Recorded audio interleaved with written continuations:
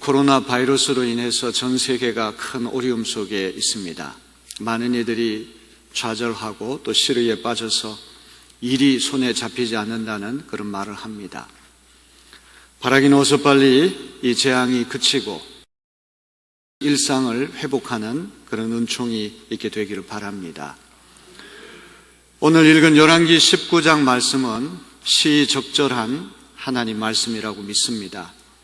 좌절감에 빠지고 또 낙심에 빠진 우리를 위로하시고 회복시키시는 하나님의 귀한 말씀을 들으시고 힘과 용기를 얻는 여러분 되시기를 바랍니다.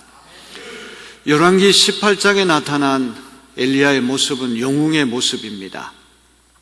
아합 왕과 이스라엘 백성들이 다 지켜보는 가운데 850명의 거짓 선지자들을 제압하고 대승을 거두었습니다.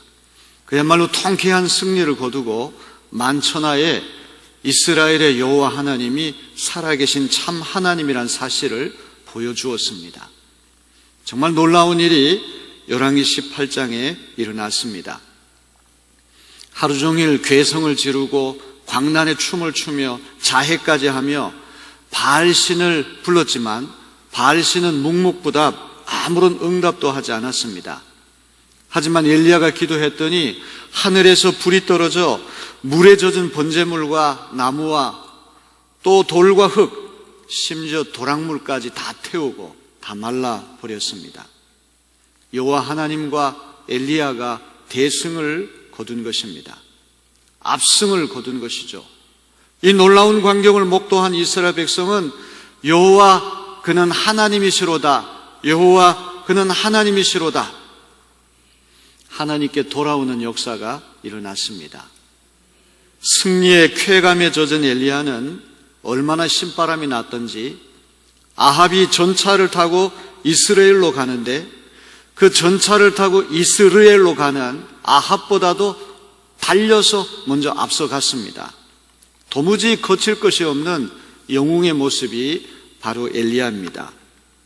그런데 오늘 봉독한 열왕기 19장에 나타난 엘리야는 형편없는 겁쟁이입니다. 우울증에 걸린 사람입니다.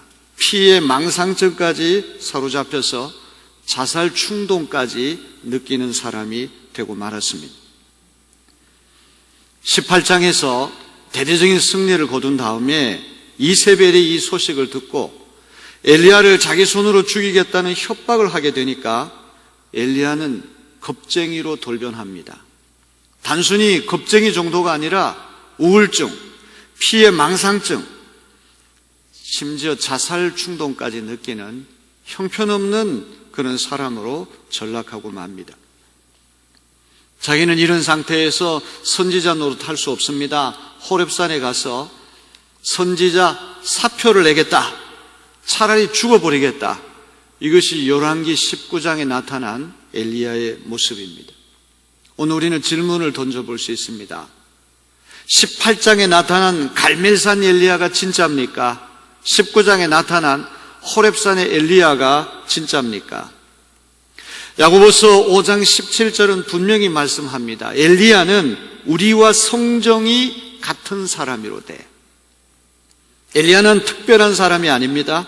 엘리야도 우리와 똑같이 연약한 사람이라는 뜻이죠. 그렇기 때문에 18장에 나타난 갈멜산 엘리야나 19장에 나타난 호렙산의 엘리야는 한 사람의 두 모습인 것을 기억해야 할 것입니다. 최일 때는 850명과 대결해서도 거뜬히 승리했습니다. 서슬풀은 아합이나 이세벨이 조금도 두렵지 않았습니다. 하지만 하나님에 대한 믿음이 떨어지고 문제에 압도당하니까 그는 형편없이 이제 겁이 많은 사람으로 그렇게 전락하고 마는 것입니다. 오늘 이런 엘리야의 모습, 우리의 모습인 것을 기억하고 하나님께서 이런 엘리야를 어떻게 회복시키시는지 잘 살펴보고 여러분도 다 회복되는 시간 되기를 주님의 이름으로 기원합니다. 성경에 나오는 대표적인 공초가가 바로 아합이라고 그러죠. 18장에서 어이없는 대패를 당한 이 아합 왕이 사마리아 왕궁에 돌아오자마자 갈멜산에서 일어난 모든 일을 남김없이 아내인 이세벨에게 보고합니다. 성경을 자세히 읽어보게 되면 아합은 그야말로 하나에서부터 10까지 모든 일을 낱낱이 이세벨에게 알려줍니다. 격분한 이세벨이 사신을 엘리야에게 보내서 내일 이맘때에 반드시 너를 죽이고야 말겠다, 이렇게 협박을 합니다. 마음이 착하고 여린 사람이 죽이겠다는 협박을 들으면 누구나 다 두려운 마음이 생깁니다. 공포심이 생길 수밖에 없습니다. 엘리야를 죽여서 보백하겠다는 이세벨의 의지가 너무나 단호합니다. 절대로 이세벨이 순순히 물러날 사람이 아니란 사실을 엘리야가 잘 알았기 때문에 이런 협박으로 무너지는 엘리야의 모습은 18장의 모습과는 전혀 다른 모습입니다. 이제 초야에 숨어있던 엘리야에게 하나님의 말씀이 임하게 되니까 아합 왕에게 달려가서 가뭄을 선포했습니다. 이세벨의 고향이요 발신의 본거지인 시돈 사르밧 땅에 가서 그 과부 모자를 살려냈습니다. 도무지 두려움을 몰랐던 엘리야가 이세벨의 협박을 듣고서는 흔들리는 사람이 됩니다. 너무나 두려운 나머지 이스라엘의 최남단인 브엘세바로 도망을 칩니다. 이스라엘 영토에서 최남단이 브엘세바고 최북단이 단입니다. 단에서 브엘세바까지 혹은 브엘세바에서 단까지는 할라에서 백두까지 혹은 백두에서 할라까지, 이런 표현과 마찬가지예요. 브엘세바까지 도망을 쳤다는 말은 서울에서 제주도로 도주했다는 말과 똑같은 말이죠. 여러분, 엘리야는 왜 이처럼 두려움에 떠는 겁쟁이가 되었을까요? 직접적인 이유는 이세벨이 엘리야를 죽이겠다, 공포심 때문에 이렇게 됐을 것입니다. 하지만 이세벨의 위협보다 더 무서운 것은 엘리야의 현재 영적인 상태가 더 큰 문제입니다. 하나님이 함께 하신다는 믿음이 있을 때에는 아합이든 이세벨이든 850명의 선지자든 전혀 무섭지가 않았습니다.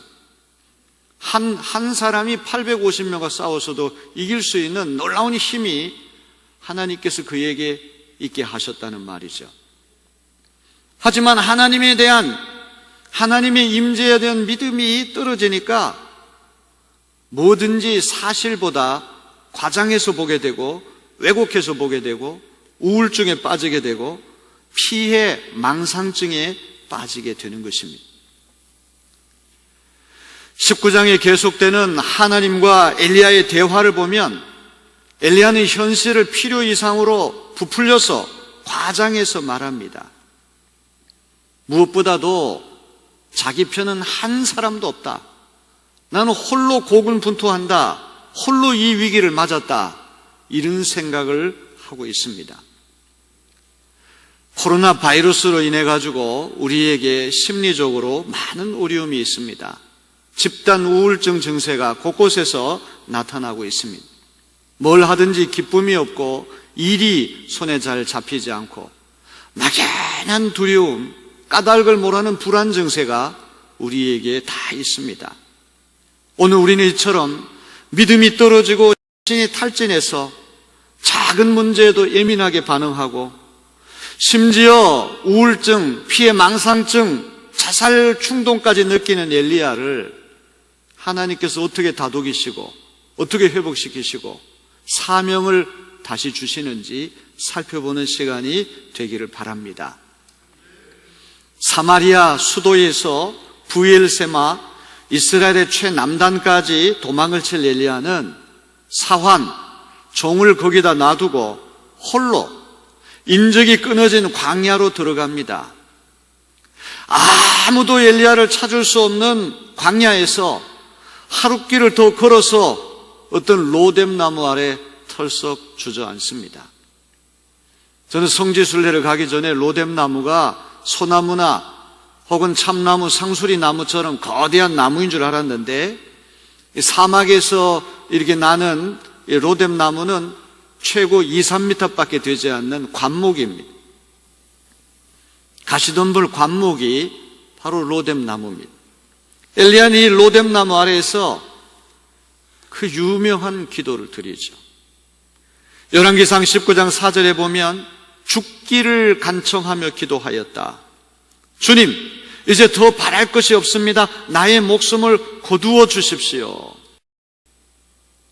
얼마나 우울증이 깊고 얼마나 그가 시리와 좌절에 빠졌는지, 하나님, 제가 이렇게 못 살게 차라리 죽는 것이 더 낫겠습니다. 자살 충동을 느끼는 사람에게 나타나는 전형적인 심리가 무엇입니까? 셀프 피티, 자기 연민이라는 것이죠.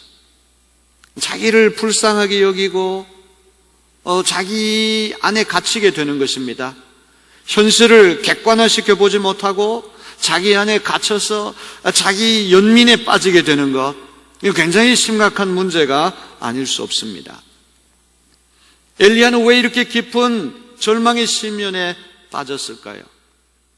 자기가 고생고생해서 이뤄놓은 모든 것이 헛것이 됐다, 이런 자괴감 때문이 아니겠습니까?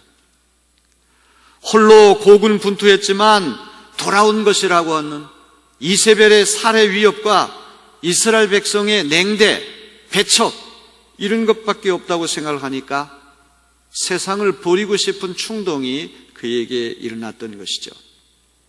하나님, 저 이렇게 못 살겠습니다. 차라리 저를 죽여주십시오. 저 죽는 것이 더 낫습니다. 원망 섞인 기도를 올린 엘리야는 로뎀나무 아래 쓰러져 잠이 들었습니다. 하나님은 이런 엘리야를 천사를 보내서 어루만져 주십니다. 잠이 든 엘리야를 깨워서 불에 달군 돌에서 나온 빵과 물을 주십니다. 딱딱한 빵이 아니라 금방 돌에서 구운 따끈따끈한 맛있는 빵을 먹여주시고 물을 마시게 해주셨습니다.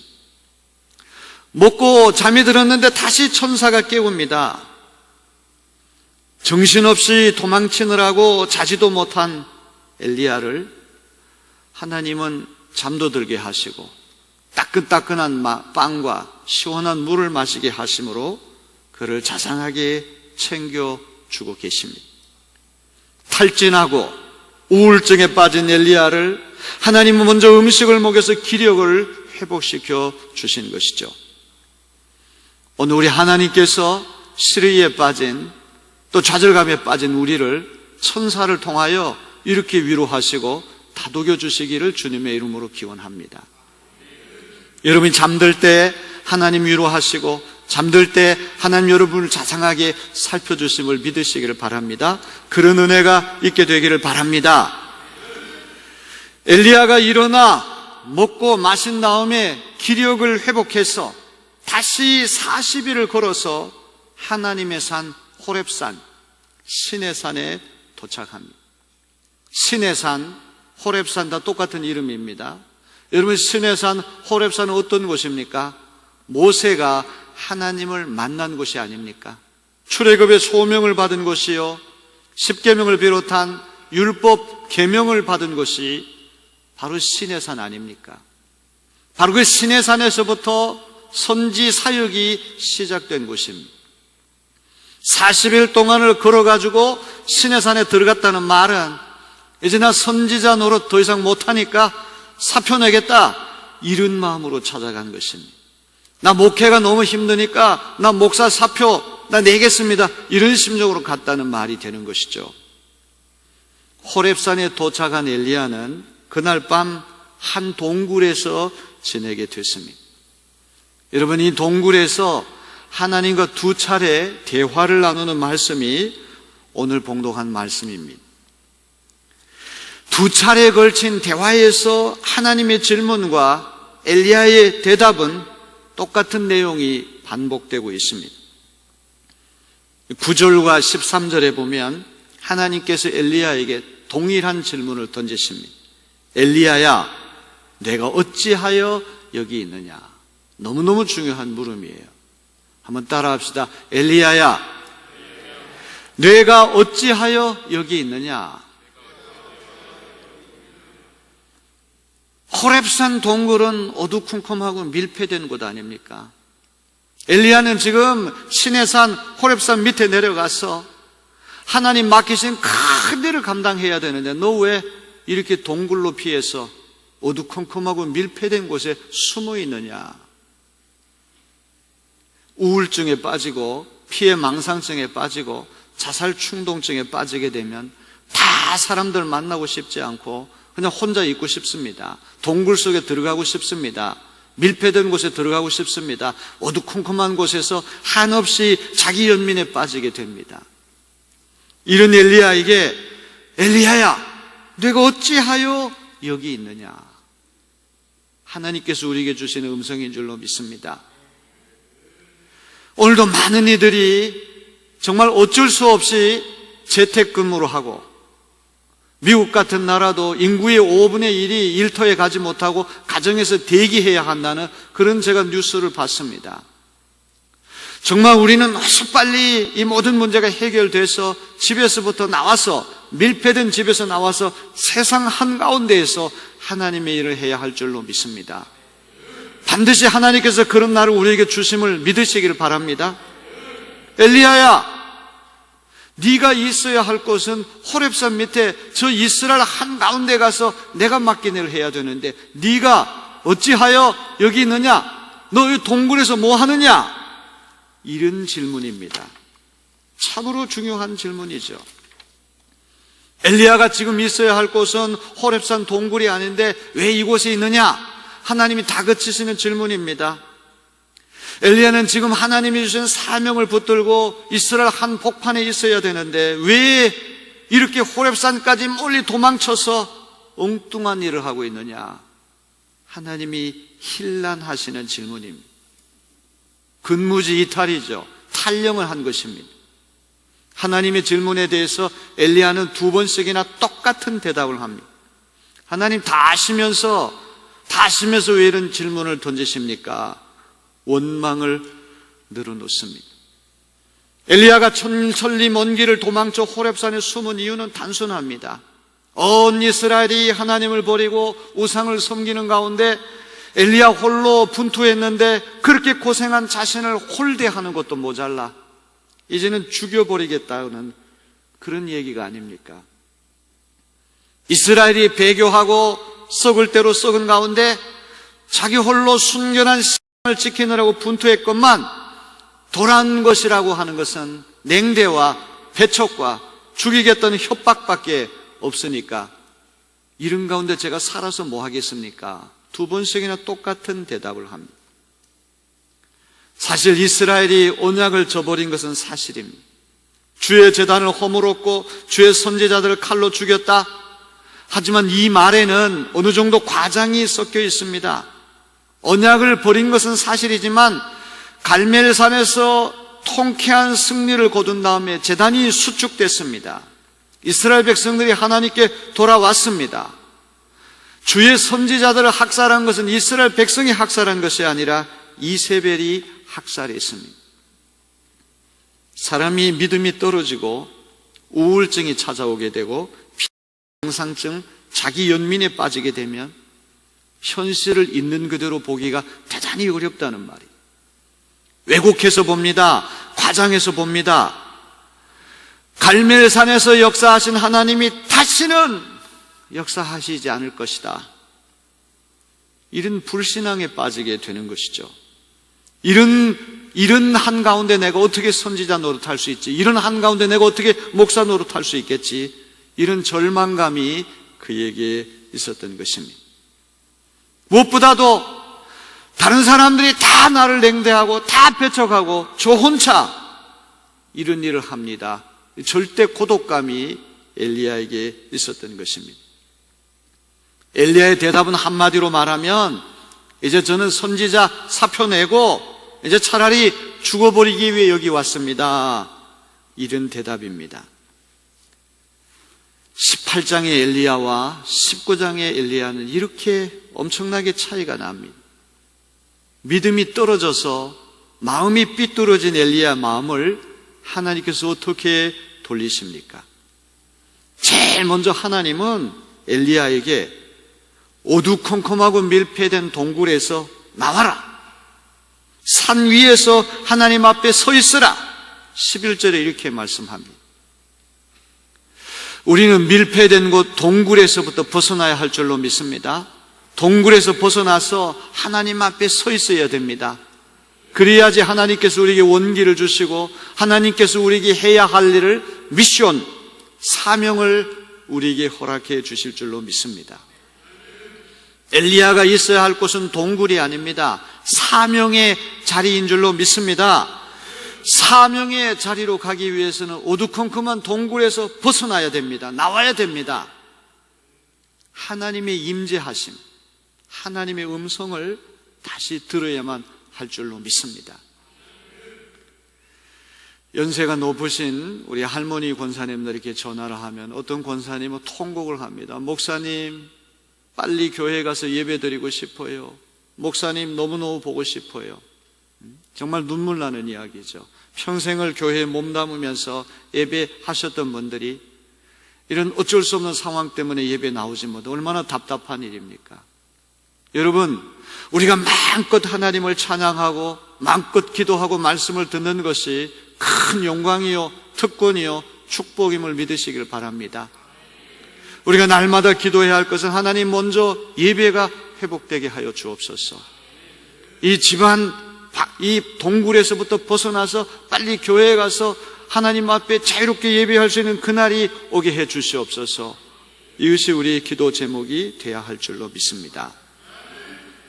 호렙산 위에 서 있는 엘리야에게 세 가지 자연현상이 일어납니다. 정말 놀라운 일입니다. 먼저 폭풍이 지나갔습니다. 이 폭풍이 산을 쪼개고 바위를 부쉈습니다. 두 번째는 지진이 지나갔습니다. 세 번째는 불이 났습니다. 그런데 하나님이 계시지 않았다고 성경 말씀하고 있습니다.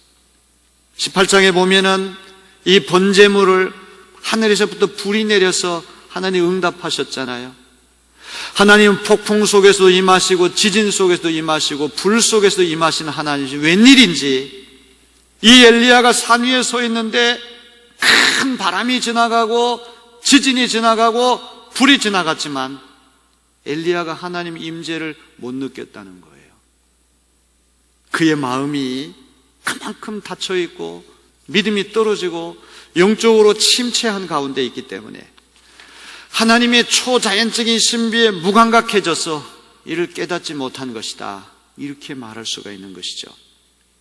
왜? 18장에는 분명히 하나님께서 불로 응답하셨는데 불이 지나갔음에도 불구하고 엘리야가 시큰둥한 반응을 보였다는 것은 그의 영적 상태가 그만큼 침울한 상태고 하나님의 신비에 반응하지 못한 상태까지 되었다는 말이 아닙니까? 그런데 이런 침울한 엘리야의 마음을 하나님께서 어떻게 되돌려 놓으십니까? 네 번째로 세미한 소리가 들렸습니다. 세미한 소리라고 하는 말은 들릴락말락 부드럽고 고요한 속삼입니다. 하나님은 요란스럽고 무시무시한 자연현상이 아닌 일상적인 대화처럼 들릴락말락 마지막은 음성으로 엘리야에게 임하신 줄로 믿습니다. 제가 기도원에 한번 가서 그 기도원에 갔더니 거기는 일체 복도를 걸어갈 때도 말 한마디 하면 안 되고 예배할 때도 말 한마디 하면 안 되고 침묵기도 해야 됩니다. 식사할 때도 말을 하면 안 됩니다. 침묵하는 것이 거기는 가장 입을 닫고 아무 말도 하지 않았더니 이상하게도 하나님의 음성이 들려오기 시작하는 거예요. 무릎 꿇고 기도할 때마다 하나님이 내 내면의 양심 깊은 곳에서 음성을 들려주기 시작하시는 거예요. 저는 이렇게 가정에 갇혀있는 우리 내리교인들이 이번 사순절 기간 동안에 이렇게 텔레비전을 보고 여기 마음 둘 곳도 없어서 어떻게 위로받고 그것보다도 하나님과 교통하는 거룩한 시간이 되어지기를 주님의 이름으로 기원합니다. 텔레비전은 끊고 세상이 급속하게 돌아가는 뉴스, 그 뉴스 가운데 상당수는 가짜 뉴스도 많습니다. 왜곡되는 뉴스도 많고 과장된 뉴스도 많습니다. 그렇기 때문에 우리가 동요하지 말고 하나님의 말씀에 귀를 기울일 수 있게 되기를 바랍니다. 입을 닫고 조용한 가운데 있으면 하나님의 세미한 소리가, 나지막한 소리가, 들릴락 말락한 부드러운 소리가 우리 내면을 뚫고 들려오는 역사가 일어나게 될 줄로 믿습니다. 폭풍 가운데에도, 지진 가운데도, 불 가운데도 임재를 느끼지 못했던 엘리야가 세미한 소리를 듣고 하나님 음성을 들었다는 이야기는 무엇입니까? 하나님은 조용한 일상 한가운데 살아서 역사하시는 하나님이신 줄로 믿습니다. 세상에 거대한 일일수록 소리 없이 진행되지 않습니까? 지금도 지구는 태양을 중심으로 돌고 있습니다. 이슬이 내릴 때 소리가 납니까? 그 신비한 이슬이 소리 없이 내립니다. 아무 소리가 들리지 않는 가운데 해가 뜨고 해가 지지 않습니까? 하나님은 없는 듯 살아계시는 분이신 줄로 믿습니다. 없는 듯 살아계시는 분이 우리가 믿는 여호와 하나님이신 줄로 믿습니다. 하나님은 엘리야에게 갈멜산에서처럼 요란스러운 불로 역사하실 때뿐만이 아니라 없는 듯이 보이는 그때, 조용한 듯이 보이는 그때, 침묵하시는 듯이 보이는 그때, 일상과 봄 사이에 조용히 은밀하게 역사하신다는 사실을 우리는 잊지 말아야 할 줄로 믿습니다. 양심 깊은 곳, 엘리야의 내면 깊은 곳에서 하나님의 세미한 음성이 들려오기 시작했습니다. 하나님의 음성임을 깨달은 엘리야가 겉옷으로 얼굴을 가리고 동굴 어귀에 나가섰는데 두 번째 하나님의 음성이 들려옵니다. 엘리야야, 네가 어찌하여 여기 있느냐? 네가 있어야 할 곳은 이 밀폐된 어두컴컴한 동굴이 아닌데 너 왜 동굴 속에 들어가 있느냐? 여기에 대해서 엘리야는 여전히 자기의 딱한 처지를 하나님 앞에 하소연합니다. 첫 번째 대답과 똑같은 대답을 합니다. 사표를 내겠다는 엘리야의 입장은 변함이 없습니다. 100% 확신하지 못하고 머뭇거리는 하나님은 세 가지 미션, 세 가지 사명을 허락하십니다. 하사엘에게 기름을 부어 아람 왕이 되게 하고, 예후에게 기름을 부어 이스라엘 왕이 되게 하고, 엘리사에게 기름을 부어 후계자로 삼으라. 엘리야가 낙심하게 된 이유는 무엇입니까? 지금 이 체제가 끝나지 않을 것이다. 아합 왕과 이세벨 이 여왕의 체제가 끝나지 않고 저들은 반드시 나를 죽이고 말 것이다. 나 혼자 이 외로운 길을 걸어간다. 이것이 엘리야의 낙심한 이유가 아니겠습니까? 그런데 하나님은 아합과 이세벨 체제가 오래가지 않아 끝날 것이다. 새로운 질서가 도래하게 될 것이다.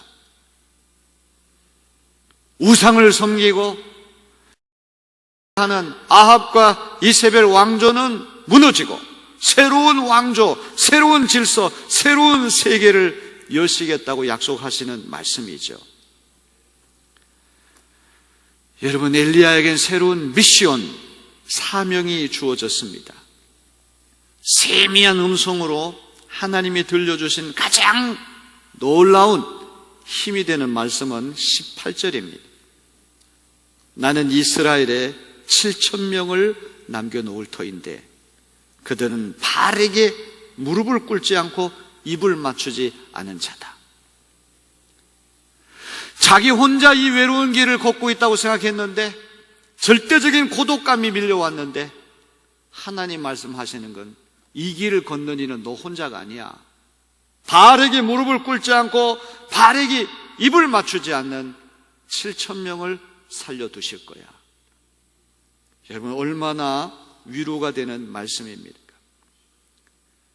내가 이렇게 올바른 길을 걷는데 내 편은 하나도 없어요. 다 배척하고 다 냉대한다.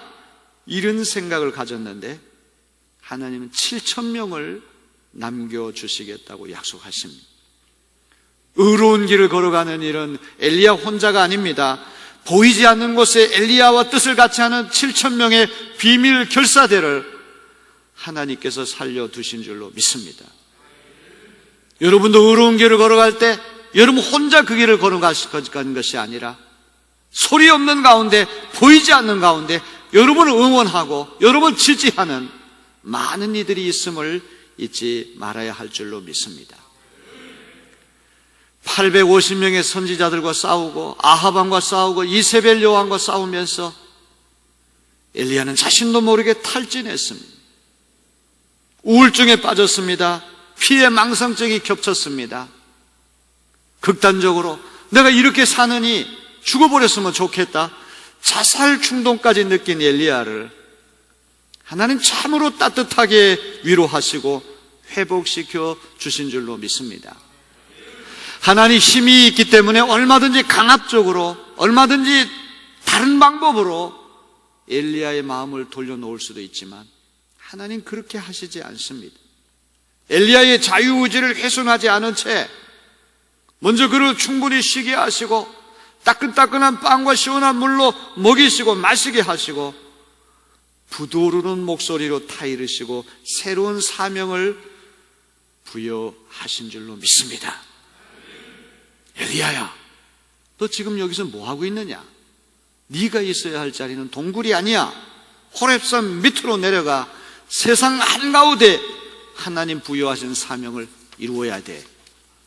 이렇게 엘리야를 다시 회복시켜 주신 하나님, 전염병의 창궐로 그 어느 때보다도 좌절과 스리에 빠진 우리를 위로하시고 회복시키시는 그 주님의 세미한 음성, 없는 듯이 살아계신 하나님, 눈에 보이지 않지만 여전히 살아서 역사를 주관하시는 하나님, 그 주님의 세미한 음성을 통하여 여러분도 새 힘을 얻으시고 용기를 내시고 어서 빨리 동굴에서 뛰쳐나와 새로운 일을 감당하는 주님의 일꾼들이 되시기를 주님의 이름으로 기원합니다.